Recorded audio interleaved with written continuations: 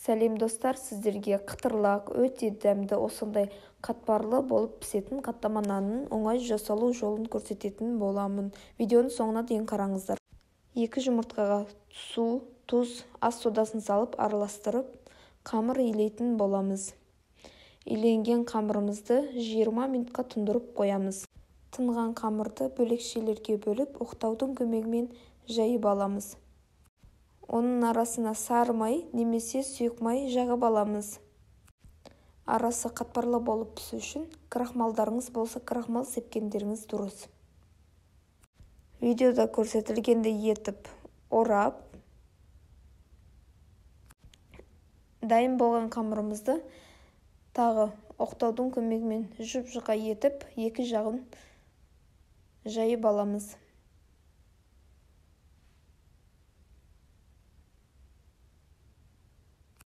Қызып тұрған табада баяу отта екі жағын қызартып пісіріп аламыз.